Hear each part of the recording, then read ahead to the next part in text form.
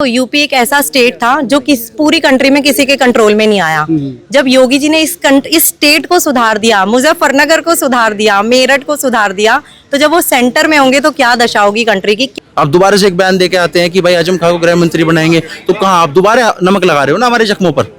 हम 13 में यही थे, कर्फ्यू लगा हुआ था, गांव से घर से बाहर नहीं निकलते थे लोग, शहरों से बाहर नहीं निकलते थे लोग। 10 साल होने को आए हैं, अब तक योगी जी को कोई मठ नहीं भेज पाया, तो आगे क्या भेजेंगे। बीइंग अ वुमेन हमारी हिम्मत नहीं होती थी कि हम लोग रात को बाहर निकल पाए। अब हम सेफली फ्रीली रात को any time we are moving here and there. मेरी मॉम उधर फंसी हुई थी, वी वर वेटिंग कि मम्मी कैसे भी बाहर आ जाए, बट उनमें इतना ज्यादा फियर था कि वो लोग घर से बाहर ही नहीं निकल पा रहे थे। मतलब समय की सरकार ने ही यही कराया था। आप बिलीव करेंगे, जो उपद्रव थे उन्हीं को ही रोका हुआ था, उन्हीं को सपोर्ट किया गया था, उन्हीं के अगेंस्ट कुछ नहीं हो रहा था। हेल्पलेस सरकार का हम क्या ही करेंगे जिनसे अपने बंदे नहीं सुरक्षित हो पा रहे। आज से 13 साल पहले 2013 में मुजफ्फरनगर में जो हुआ, उसके बाद से पूरे पश्चिम उत्तर प्रदेश की राजनीति बदल गई। उसी घटना को 13 साल बाद दिखाया जा रहा है इस बुक के माध्यम से कि कैसे एक सांप्रदायिक दंगे ने समाज को डिवाइड कर दिया था और उस समय की जो सरकार थी उसने उसको हैंडल नहीं किया। ये सारे बच्चे हैं जो बता रहे हैं कि किस तरह से सरकार बदलने से चीज़ें बदल जाती हैं। इन बच्चों से जानेंगे कि क्या था वो 2013 का दंगा। क्या नाम बेटा आपका? सर मेरा नाम वेदिका मित्तल है जी। और 2013 की अगर मैं बात कहूँ तो टू बी ऑनेस्ट मैं बहुत छोटी थी उस टाइम पे, तो मुझे ज़्यादा नॉलेज नहीं है। बट मैं अगर अब की बात से बोलूँ तो मुझे ऐसा लगता है कि कहीं ना कहीं पे हुआ भी है, हमारा जो डेवलप हुआ है because girl as a girl अगर मैं बोलूँ तो हमें काफ़ी सिक्योरिटी मिली है।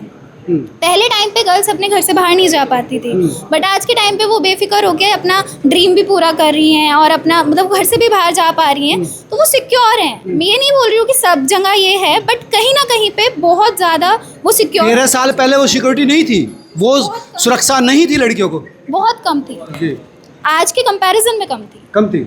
जी ये क्या है 2013 के दंगे फिर क्यों याद किए जा रहे हैं? आपने देखा होगा जैन जी ने किस तरीके से जंतर मंतर पर प्रोटेस्ट किया और उसके बाद दिल्ली में जो उन लोगों ने किया, उसी चीज को लेते हुए हम लोगों ने एक नई मुहिम चलाई है, जिसके उपरांत हमने इसका विमोचन किया है आज। ये आपको बताता है कि 2013 में क्या हुआ था, क्योंकि हमारी जो जैन जी है उसे नहीं पता। अच्छा। वो सिर्फ एक सरकार को घेरने के लिए बिना किसी मुद्दों के भी पड़ी रहती है पीछे। अच्छा। लेकिन इसलिए हमने इसका विमोचन किया कि लोगों तक जाएं, लोगों को बताएं कि 13 में हुआ क्या था। अच्छा। आप भी अगर इस बुक को पढ़ेंगे तो आपको पता चलेगा, एक कॉमिक बुक है एक, आपको पता चलेगा तब की असलियत क्या थी 13 के दंगों में। और आज 2026 में 13 वर्ष हो गए, लेकिन आप देखिए कितना बदलाव है। क्या आप जिला मुजफ्फरनगर में आ जाते ऐसे? बदल गया मुजफ्फरनगर 200%। आप देखिए कि नहीं बदला। आप अगर पहले मुजफ्फरनगर में आते थे तो क्या कतौली हाईवे, कतौली बाईपास पड़ता है हम लोगों के यहाँ पर, 6 बजे के बाद घर वाले कहते थे अपने घर रहो, कहीं नहीं जाना। और अब 8 बजे, अब 8 बजे मैं घर से निकलता हूँ कि मुझे नोएडा जाना है, घर वाले कहते हैं ठीक है जाओ भाई, योगी जी की सरकार है। अब देखो बदलाव। अब रात को निकलते हैं। हाँ, रात को निकलता हूँ, शाम को घर होते थे पहले। हाँ, पहले 6 बजे के बाद तो घर ही मर्द नहीं जा पाते थे, महिलाओं की तो छोड़ ही दीजिए आप। तो इस कॉमिक के थ्रू आप जैन जी को बताना चाहते हैं कि इस विपक्ष की सरकार आई तो चीजें खराब हो जाएंगी? जी बिल्कुल। और मैं ताजा बयान पढ़ रहा था शिवपाल जी का। उनका कहना ये था कि हमारी सरकार अगर आएगी तो हम आजम खां जी को गृह मंत्री बनाएंगे। अच्छा, मैं थोड़ा सा आपको बताऊं, 13 के दंगों में सबसे बड़ा जो रोल था या सबसे बड़ा जो कल्प्रिट था वो आजम खां था। अगर आजम खां जी उस समय जिन लोगों को पुलिस प्रशासन ने पकड़ लिया था, अगर उनको रिहा ना कराते तो दंगे ही ना होते। और उसी व्यक्ति को गृह मंत्री बना रहे हैं, तो क्यों ना हम लोगों के बीच में जाए, क्यों ना हम जैन जी के बीच में जाए और हम ये बताएं कि ये हुआ था। आप बताइए। अच्छा, तो इसलिए आपने ये लॉन्च किया कि वो गृह मंत्री ना बन जाए? जी, वो गृह मंत्री नहीं, वो सरकार ही ना आ पाए। अच्छा। जिस सरकार से आपकी सुरक्षा पे निशान खड़ा हो। भाई अगर आप लोग घर से बाहर ही नहीं जाओगे तो आप करोगे क्या? अब व्यापारी क्या करोगे? आज यहाँ व्यापारी इतना खुश है, हर तरीके से खुश है व्यापारी यहाँ पर। व्यापारी को कोई समस्या ही नहीं है, ना तो कोई आपसे रंगदारी मांगता है, ना आपको कोई परेशान करता है। पहले क्या था, आप 17 से पहले का देखिए, आप रंगदारी मांगी जाती थी। 200% रंगदारी मांगी थी, हमारे पिताजी से मांगी कई बार। अच्छा जी, रंगदारी मांगते थे। पुलिस प्रशासन भी, भाई पुलिस प्रशासन क्या करती जब सरकार ही आपके पक्ष में नहीं थी? 2013 में क्या हुआ था दंगा के जो सरकार को घेर रहे हैं, आजम खान को और अखिलेश को घेर रहे हैं आप? इसमें एक समाज के लोग थे भाई, 2 समाजों में आपस में कुछ विवाद हुआ, उनका झगड़ा हुआ, उसमें किसी समाज के लोग भाई चले गए। उसमें आजम खां जी ने जो लोग पकड़े गए थे, पुलिस प्रशासन ने उसमें तुरंत कार्रवाई करते हुए कुछ लोगों को पकड़ा। और जैसे ही उन लोगों को पकड़ा तो पुलिस प्रशासन पर आजम खां जी का फोन आता है, उस समय के गृह मंत्री। उन्होंने फोन किया, उन्होंने कहा भाई इन्हें छोड़ो, और उनके छोड़ते ही तुरंत दंगा बढ़ गया। आप देखिए, इसी कारण तो बढ़ा। इसीलिए तो सरकार का महत्वपूर्ण रोल होता है। भाई आपका मुखिया, अगर आपका प्रदेश का मुखिया आपके साथ है तो आप सब कुछ कर भागेंगे, वरना आप लोग कहाँ पीछे आ जाओगे। ऐसे व्यक्ति के साथ नहीं है जो आजम खान जी का सपोर्ट करते हो। हम लोग जीवन में कभी भी हम आजम खान जी को वोट नहीं देंगे और ना उनकी पार्टी को वोट देंगे। जो जैन जी प्रोटेस्ट कर रहे थे तो विरोध कर रहे थे बीजेपी का, सरकार का, गृह मंत्री का, उनका कह रहे कि सरकार को जाना चाहिए। देखिए, सरकार का विरोध जायज है, अगर आपको कुछ चीज लगती है उसमें सरकार का विरोध करें, लेकिन आप किसी व्यक्ति विशेष का विरोध, आप व्यक्ति विशेष की माँ का विरोध, क्या प्रधानमंत्री जी की माँ जीवित भी नहीं है, उनकी माँ का विरोध कर रहे हैं, उनकी माँ को गाली दी जा रही है, क्या कितना सही है? आप बताइए मुझे, क्या सही है? क्या जैन जी ये करती है? भाई हम लोग तो नहीं करते, हम लोगों का धरने देने का भी तरीका है एक। हम लोगों ने यहाँ भी इस कॉलेज में भी कई बार अगर कुछ बात होती थी हम लोग धरने देते थे, बैठते थे, हम हमारी बात सुनवाई होती थी। हमने तो कभी नहीं किया कि भाई किसी को जाके मारपीट करी जाए। अपनी बात कहने का तरीका होता है, लोकतांत्रिक देश है, सुनेंगे लोग। आज से पहले भी अन्ना हजारे ने भी दिया था। आप देखिए कांग्रेस की सरकार में जब रामदेव जी ने दिया था क्या हुआ था? सलवार पहन के उठा के ले गए थे उन्हें रात को, रात के अंधेरे में। और अब देखिए आप, सोनम वांगचुक को भी अगर वहां से उठाया जाता है तो ससम्मान अस्पताल में भर्ती कराया जाता है। तो हम तो ऐसे धरने चाहते हैं, हम ऐसे नहीं चाहते कि दिल्ली गए आप बैरिकेड तोड़ रहे हैं, पुलिस वालों की पिटाई कर रहे हैं। वो कौन लोग हैं? वो हमारे तो लोग हैं, वो हमारे बीच में से निकले हुए लोग हैं जो पुलिस प्रशासन में गए। बताइए आप। 2013 तो 13 साल हो गए, तो अब तो भूल गए होंगे ना लोग? नहीं भूले भाई साहब, उस दंगे में लोगों ने अपने लोग खोए हैं, और जो खोता है वही जानता है। बाहर से लोग आके कहते हैं कि भाई 13 साल हो गए अब तो भूल जाइए, हम गलती मानते हैं। गलती नहीं होती भाई साहब, गलती करने के बाद आप दोबारा से वही गलती, आप दोबारा से एक बयान दे के आते हैं कि भाई आजम खान को गृह मंत्री बनाएंगे, तो कहाँ आप दोबारा नमक लगा रहे हो ना हमारे जख्मों पर। हम 13 में यही थे, कर्फ्यू लगा हुआ था, गाँव से घर से बाहर नहीं निकलते थे लोग, शहरों से बाहर नहीं निकलते थे लोग, और वो आप दोबारा कराना चाहते हैं। वो जेन जी अब नहीं सहेगा। वो ठीक है 17 में आखिरी था अखिलेश जी का कार्यकाल, आगे तो मुझे नहीं पता, लेकिन इस बार नहीं, 27 में नहीं, 27 में नहीं, बिल्कुल नहीं। अब नई सरकार नई तरीके से चलाएंगे वो। तो आप देखिए ना नई सरकार कह रही है। नई सरकार तो अब भी यही कह रही है कि हम आजम खान जी को बिठाएंगे आपके सिर पर गृह मंत्री बनाकर। अगर कल को आजम खान जी गृह मंत्री बनते हैं और दोबारा से दंगे की परिस्थिति आती है तो आप क्या समझते हैं? आप बताइए। जिसकी भैंस चोरी होने पर पूरा पुलिस प्रशासन लग जाता था, वो क्या करेगा? क्या पुलिस का काम है भैंस ढूंढना?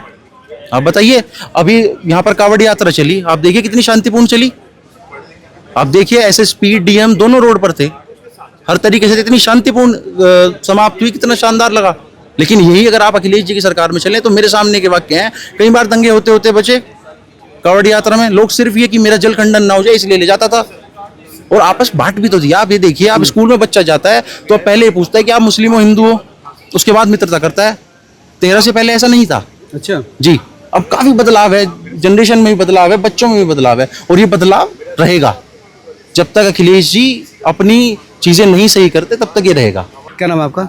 नेहा तोमर। नेहा जी, ये जो लॉन्च हुई है बुक, इसकी क्या जरूरत पड़ गई थी? जरूरत पड़ गई थी, मैं चाहती हूँ। कुछ लोग कहते हैं ना हिस्ट्री रिमेन्स हिस्ट्री, ऐसा नहीं होना चाहिए। अगर आप अपनी रूट्स को ही भूल गए ना तो लोग आपको भी भूल जाएंगे। तो जो दंगे हुए थे ना, मुझे लगता है वो हर किसी को एक लेसन लेना चाहिए कि इन फ्यूचर ये रिपीट ना हो, और जो हमारे पेरेंट्स ने या हमारे सीनियर्स ने जो चीज़ें फेस की हैं वो रिपीट नहीं होना चाहिए। जेनजीज को पता होना चाहिए कि किस सिचुएशन से they came here. That's why it's very important कि हम वापस उन टॉपिक्स को निकालें, किड्स को अवेयर करें, न्यू जनरेशन को अवेयर करें कि it's a I opening thing. यानी उस समय जो हुआ था फिर ना दोहराया जाए, इसलिए जरूरी है जैन जी को बताना। डेफिनेटली जो चीज़ हो चुकी ना, अगर आप उसमें इम्प्रूवमेंट करना चाहते हो, ठीक है, कि कभी ये चीज़ें वापस रिपीट ना हो, जो हमारे बच्चों ने, जो हमारी फैमिलीज़ ने उस समय सफ़र किया है वो कभी ना हो, तो ये चीज़ें याद करनी बहुत ज़रूरी है। आपकी फैमिली ने, आपने भी सफ़र किया? डेफिनेटली किया है। मतलब हमारे तो, because my mom is from Kutba Kutbi, that was the केंद्र ऑफ दिस प्रॉब्लम। अच्छा। जी हाँ, वहीं से ही आग भड़की थी। मेरी मॉम उधर फंसी हुई थी। वी वर वेटिंग कि मम्मी कैसे भी बाहर आ जाए, बट उनमें इतना ज़्यादा फियर था कि वो लोग घर से बाहर ही नहीं निकल पा रहे थे। मतलब लिटरली 10 दिन के लिए, जैसे कोविड में क्वारंटीन हुए थे ना, वो ऐसे ही घर में क्वारंटीन हो गए। कर्फ्यू लग गया था। बिल्कुल कर्फ्यू लग गया था। अगर जो फार्मर्स थे वो खेत में नहीं जा पाते थे, बाय चांस वो जा रहे थे तो उनकी फैमिली इतनी स्ट्रेस में रहती थी, जब तक वो घर नहीं आ जाते थे तब तक कॉल पे कॉल चलते थे, कॉल भी नहीं लग रहे थे, कर्फ्यू हो गया था, नेटवर्क जाम हो गए थे। मतलब इतनी वर्स्ट सिचुएशन हमने अपनी हिस्ट्री में कभी नहीं फेस की। सरकार पर बड़े आरोप लगे थे, सरकार ने इसमें फेयर काम नहीं किया। डेफिनेटली सरकार पे, वो सरकार उस समय की सरकार ने ही यही कराया था। आप बिलीव करेंगे, जो उपद्रव थे उन्हीं को ही रोका हुआ था, उन्हीं को सपोर्ट किया गया था, उन्हीं के अगेंस्ट कुछ नहीं हो रहा था, just because of vote bank. तो सरकार पे तो आरोप लगने ही थे। आई विश ऐसी सरकार कभी ना आए जो अपने लोगों को प्रोटेक्ट ना कर सके। ऐसे मतलब हेल्पलेस सरकार का हम क्या ही करेंगे जिनसे अपने बंदे नहीं सुरक्षित हो पा रहे। ये कह रहे हैं कि 2027 में तो अखिलेश कह रहे हैं कि मठ भेज देंगे योगी जी को। अभी तक भेज पाए क्या? 10 साल होने को आए हैं, अब तक योगी जी को कोई मठ नहीं भेज पाया, तो आगे क्या भेजेंगे? जो मठ भेजना चाह रहे हैं ना, उनका पत्ता साफ हो चुका है। सपने तभी साकार होते हैं जब उन्हें अवसरों का साथ मिलता है। उत्तर प्रदेश आज तेजी से उद्योग, निवेश और रोजगार का नया केंद्र बन रहा है। इसी संकल्प को साकार करने की दिशा में एक महत्वपूर्ण पहल है सरदार वल्लभ भाई पटेल रोजगार एवं औद्योगिक क्षेत्र। ये केवल एक औद्योगिक क्षेत्र नहीं बल्कि नए भारत के आत्मनिर्भर भविष्य की मजबूत नींव है। यहाँ विकसित हो रहा है आधुनिक औद्योगिक बुनियादी ढांचा, बेहतर सड़क संपर्क, निर्बाध विद्युत आपूर्ति, जल एवं अन्य आवश्यक सुविधाओं से युक्त सुव्यवस्थित औद्योगिक परिसर। यहाँ उद्योग को मिल रहा है अनुकूल वातावरण और युवाओं को मिल रहे हैं रोजगार के नए अवसर।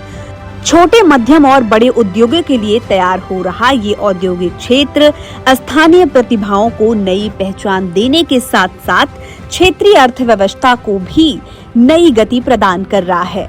अब जब उद्योग आगे बढ़ रहे हैं तो रोजगार बढ़ता है, जब रोजगार बढ़ता है तो परिवार समृद्ध होते हैं और जब हर हाथ को काम मिलता है तभी सशक्त बनता है समाज और विकसित होता है प्रदेश।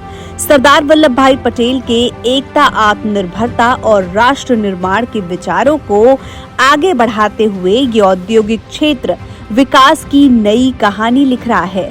आइए औद्योगिक प्रगति, रोजगार सृजन और आत्मनिर्भर उत्तर प्रदेश के इस अभियान का हिस्सा बने। सरदार वल्लभ भाई पटेल रोजगार एवं औद्योगिक क्षेत्र, रोजगार का विस्तार, उद्योगों का विकास, समृद्ध उत्तर प्रदेश। नहीं आ पाएंगे 2027 में? नहीं, मुझे बिल्कुल भी उम्मीद नहीं है, ना मैं कभी विश करूंगी, क्योंकि जिस लेवल पे यूपी की ग्रोथ हो रही है ना, मैं चाहूंगी ऐसे लोग कभी ना आए जो मतलब यू वोंट बिलीव कि जो लोग बैकवर्ड की तरफ काम कर रहे हैं, लोगों में आग भड़का के, गुंडागर्दी भड़का के, आपस में लोगों को लड़वा के ग्रोथ करने की, ग्रोथ जैसा तो उनके पास कोई टॉपिक है नहीं, बस लोगों को भड़काओ, क्योंकि उन्हें ऐसा लगता है कि यहाँ लोगों को मैनिपुलेट करना बहुत ही आसान है। तो ऐसा नहीं होना चाहिए। मैं चाहती हूँ कि जो सरकार आपको, आपकी फैमिली को प्रोटेक्शन, सेफ्टी, सिक्योरिटी प्रोवाइड कर रही है, आपके बच्चों को एजुकेशन के प्लेटफॉर्म प्रोवाइड कर रही है, हमेशा वही सरकार आए। And we all know Yogi government के रूल में ही ये पॉसिबल है। योगी ने किया है, डेफिनेटली किया है। मतलब वुमेन इतनी सेफ फील कर रही हैं। बीइंग अ वुमेन हमारी हिम्मत नहीं होती थी कि हम लोग रात को बाहर निकल पाए। अब हम सेफली, फ्रीली रात को any time we are moving here and there. जी, क्या बदला? अगर उत्तर प्रदेश की बात करें, योगी जी की बात, तो बदला क्या है? सबसे बड़ा बदलाव यही है कि आज के स्टूडेंट्स ना ग्रोथ की तरफ बढ़ रहे हैं। They know how to reach their dreams. पहले ऐसा नहीं था। पहले बच्चे बड़े होते थे, लड़ाई झगड़ों में, गुंडागर्दी, मार पिटाई, गोलियां, इन तक लिमिटेड थे, पॉलिटिक्स। अब बच्चे अपना फ्यूचर देख रहे हैं। मुजफ्फरनगर में, डेफिनेटली मुजफ्फरनगर में आप ये कॉलेज ही देख लो, बच्चे ग्रो कर रहे हैं, इंजीनियरिंग कॉलेज से निकल के वर्ल्ड वाइड फेमस हो रहे हैं। दे नो कि उन्हें अपनी कंट्री, अपने नेशन, अपने पेरेंट्स को प्राउड फील कराना है।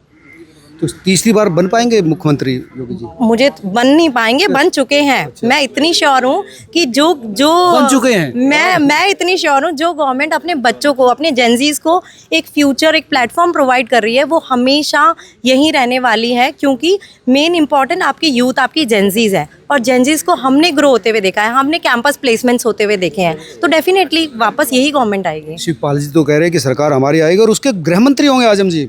ऐसे तो बहुत सारे पाल जी आते हैं, कहते हैं, चले जाते हैं। योगी जी को मठ भेज देंगे, मोदी जी को इधर भेज देंगे। अभी तक तो नहीं हिला पाए ना, आगे भी कुछ नहीं होगा। अगर आजम खान गृह मंत्री बनते हैं तो क्या ये अच्छा रहेगा उत्तर प्रदेश के लिए, मुजफ्फरनगर के लिए? देखिए, गृह मंत्री कौन बनता है, कौन नहीं बनता, मुझे उससे कोई मतलब नहीं है। मैं केंद्र में अपने योगी जी को चाहती हूँ। केंद्र में यानी सेंट्रल गवर्नमेंट? सेंट्रल गवर्नमेंट में। अभी तो यूपी गवर्नमेंट को, पहले तो यूपी का उद्धार होए, 100% होए, अभी 99.9 हुआ है तो 100% होए, फिर पूरी कंट्री का उद्धार हो। अच्छा, प्रधानमंत्री बन जाएंगे तो क्या हो जाएगा फिर? उससे क्या इफेक्ट? आप सोच सकते हो, यूपी एक ऐसा स्टेट था जो पूरी कंट्री में किसी के कंट्रोल में नहीं आया।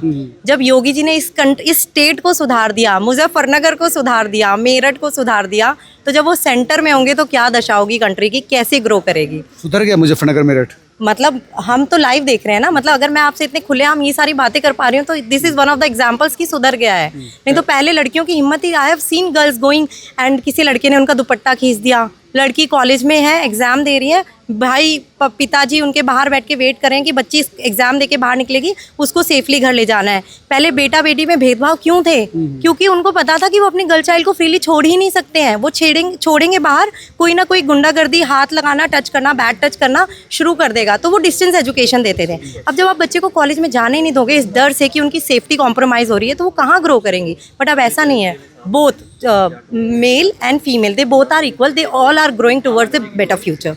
सुरक्षित महसूस कर रहे हैं, Definitely. आत्मविश्वास आया लड़कियों में। डेफिनेटली यस, बिल्कुल आया है। इस विश्वास को बढ़ता हुआ देखना चाहते हैं। बिल्कुल बढ़ता हुआ ना देखना चाहती हूँ, यहाँ भी देखना चाहती हूँ। आई विश पूरे वर्ल्ड में लड़कियाँ ऐसे ही सेफ फील करें। धन्यवाद madam. Thank you so much. तो ये थी वो महिला जिन्होंने 2013 के दंगे में खुद डर को महसूस किया है, और आप कह रहे हैं कि योगी जी के आने के बाद डर खत्म हो गया है, लड़की पढ़ रही है, आगे बढ़ रही है, इसलिए योगी का तीसरी बार आना बेहद ही जरूरी है। आप तमाम लोग क्या सोचते हैं जरूर बताएं। नमस्कार।